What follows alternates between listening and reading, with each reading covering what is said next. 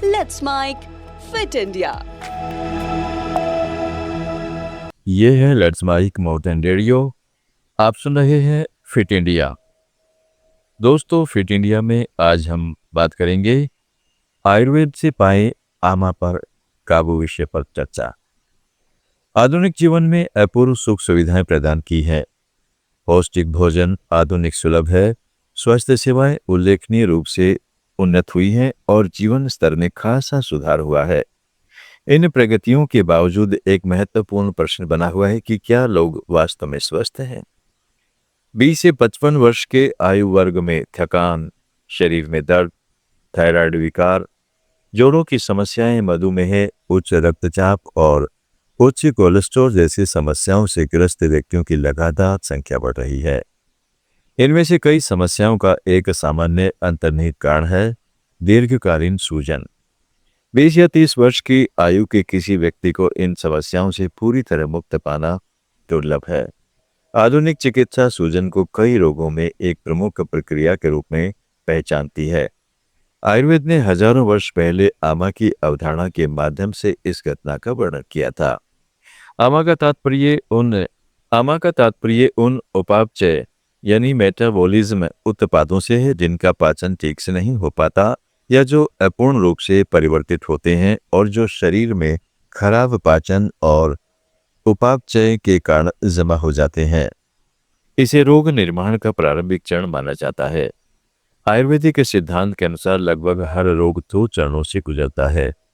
साम अवस्था वह अवस्था जिसमें आमा मौजूद होता है। निराम अवस्था वह अवस्था जिसमें आमा का निष्कासन हो चुका होता है। यह पहचानना आवश्यक है कि कोई व्यक्ति साम अवस्था में है या निराम अवस्था में, क्योंकि उपचार का तरीका काफी भिन्न होता है। आमा के लक्षणों को सामूहिक रूप से साम लक्षण कहा जाता है। इनमें शरीर में भारीपन, लगातार थकान या आलस्य, पाचन क्षमता में कमी, भूख न लगना, अनियमित मल त्याग और सामान्य कमजोरी आदि लक्षण शामिल होते हैं। आयुर्वेद आमा के निर्माण के कई कारण बताता है, जिनमें भोजन सबसे महत्वपूर्ण है। स्वस्थ पाचन के लिए उचित मात्रा में भोजन करना आवश्यक है। यह मन की भूमिका पर भी जोर देता है।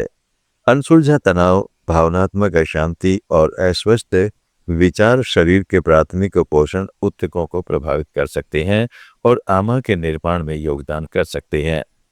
अन्य महत्वपूर्ण कारकों में अपर्याप्त नींद, नियमित शारीरिक गतिविधि यानी एक्सरसाइज, व्यायाम की कमी और अस्वस्थ जीवन शैली की आदतें शामिल है। आमा स्वास्थ्य समस्याओं को आयुर्वेद के आमा सिद्धांत के माध्यम से समझा जा सकता है। गर्दन में लगातार दर्द, कंधों में अकड़न, कमर में दर्द और मांसपेशियों में व्यापक दर्द, जिन्हें अक्सर मायोफेशियल पेन सिंड्रोम के रूप में पहचाना जाता है, मांसपेशियों और हड्डियों में आमा के जमाव का संकेत हो सकते हैं। जैसी स्वप्रतिरक्षित स्थितियों को उन बीमारियों के विभिन्न प्रकार के रूप में देखा जा सकता है जिनमें आमा की महत्वपूर्ण भूमिका होती है। दैनिक दिनचर्या, मौसमी नियम, उचित आहार, नियमित व्यायाम, पर्याप्त नींद, तनाव प्रबंधन और पंचकर्म उपचारों से शरीर में आमा का संचय नहीं होता। असंतुलन के शुरुआती लक्षणों को पहचान कर और उचित आहार, जीवन शैली तथा व्यक्तिगत उपचार के माध्यम से उन्हें ठीक करके दीर्घकालिक सूजन के बोझ को कम किया जा सकता है। ऐसे समय में जब सूजन कई बीमारियों को जोड़ने वाला एक गुप्त सूत्र बन गई है, आयुर्वेद याद दिलाता है कि सही स्वास्थ्य बीमारी के इलाज से नहीं बल्कि संतुलन बनाए रखने से शुरू होता है। फिट इंडिया में थोड़ा और आगे बढ़ते हैं और बात करते हैं ये घरेलू एक्सरसाइज रखती है बॉडी को फिट। कौन सी है, इसके बारे में बात करते हैं। पेट का थुलथुलापन कम करने के लिए जिम जाना अच्छा तरीका है, लेकिन ऐसा नहीं है कि जिम के बिना पेट की चर्बी कम नहीं हो सकती। फिटनेस परफॉर्मेंस एक्सपर्ट बताते हैं कि बेली फैट कम करने के लिए एक्सरसाइज का सही मिक्सचर, सही न्यूट्रिशन और पर्याप्त रिकवरी की जरूरत होती है। कैलोरी बर्न करने, पेट की मसल्स टाइट करने और साफ फर्क देखने के लिए 5 घरेलू एक्सरसाइज कारगर होती हैं। इन एक्सरसाइजेज की रेगुलर प्रैक्टिस करने से शरीर खुद एक भट्टी की तरह फैट बर्न करने लगेगा। सबसे पहला है एरोबिक ट्रेनिंग। बेली फैट घटाने के लिए fitness trainer low intensity steady state से एरोबिक एक्सरसाइज करने की सलाह देते हैं। आप हफ्ते में 4 से 5 बार 30 से 60 मिनट के लिए साइकिलिंग, ब्रिस्क वॉक और स्टेडी यानी एक ही स्पीड में जॉगिंग करें।